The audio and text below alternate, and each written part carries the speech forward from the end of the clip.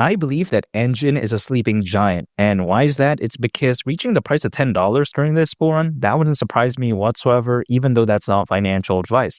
But if you think about it, Enjin does have the fundamentals allow for that to happen, at least in my opinion, because if you think about it, Enjin, it gives developers and creators the ability to launch top-tier Web3 games and applications. Now, this is just a very fancy way of saying how it's primarily focused on blockchain gaming, which I do believe is such a smart move. Because if you take a look at, for instance, blockchain gaming, I think this right here could be such a big narrative, especially coming to 2025, or should I say in 2025, because some people like to say that, oh yeah, the hype disappeared, it left.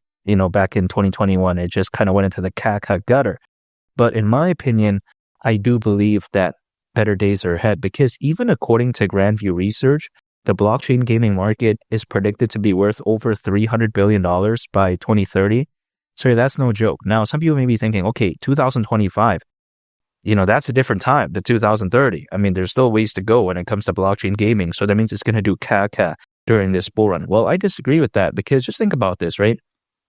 People, they usually care about perceived adoption, at least in some cases I've seen. They don't usually care about adoption in its current form because just think about this.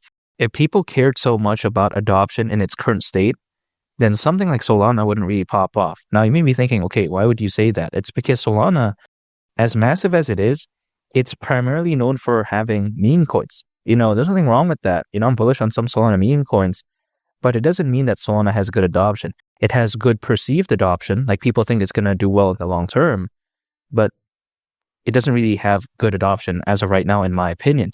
So usually during a fully fledged bull run, people usually care about the narrative. They care about what it could be as opposed to what it is in its current form, if that makes sense. So I think that especially once the hype for blockchain gaming comes in a massive way, which I do believe it will, I think Enjin is going to be one of the top dogs, so to speak.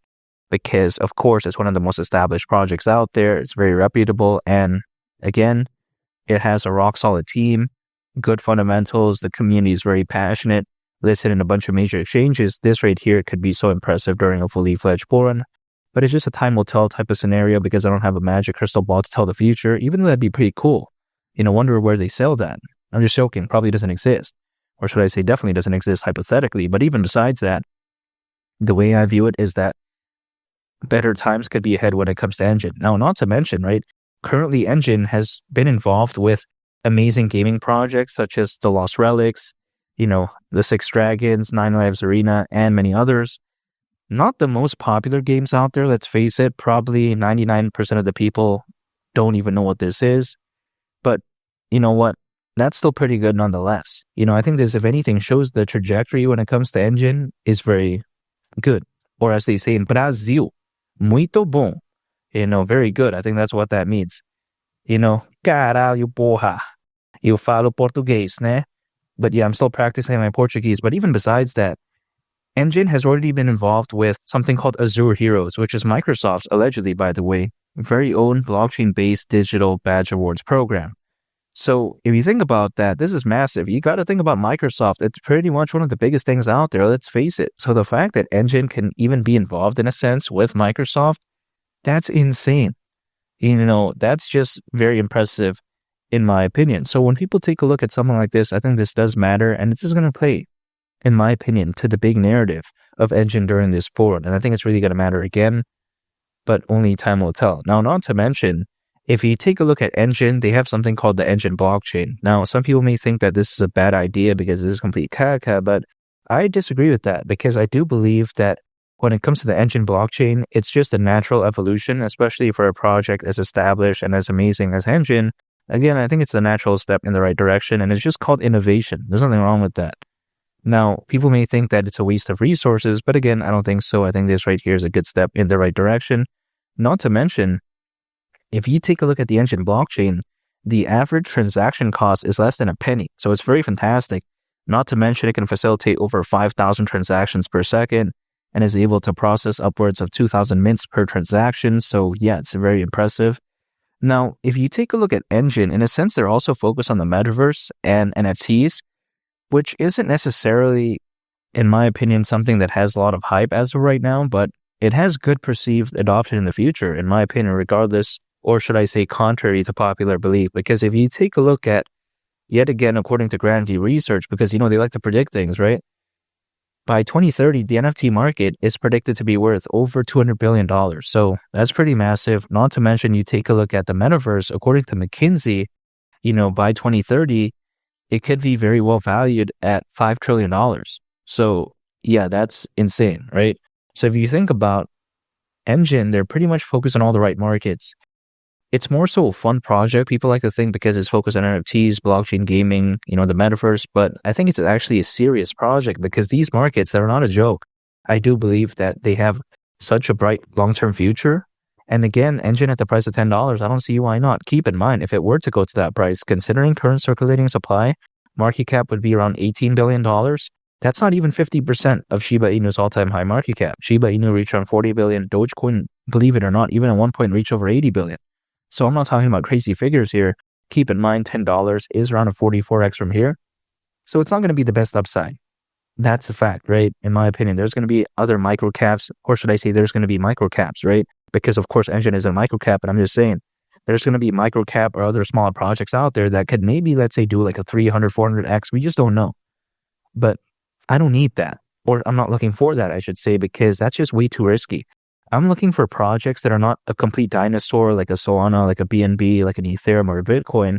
But at the same time, I don't want to look for a microcap. So what is a good balance in between? I think something like Enjin. That's just my opinion.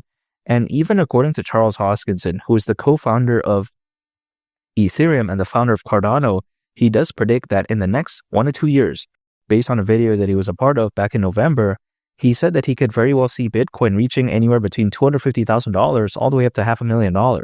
So you could only imagine that, even if, let's say, Bitcoin just reaches his worst case prediction, which is 250,000, at that point, Enjin at the price of $10 may seem a little bit bearish. That's just my opinion.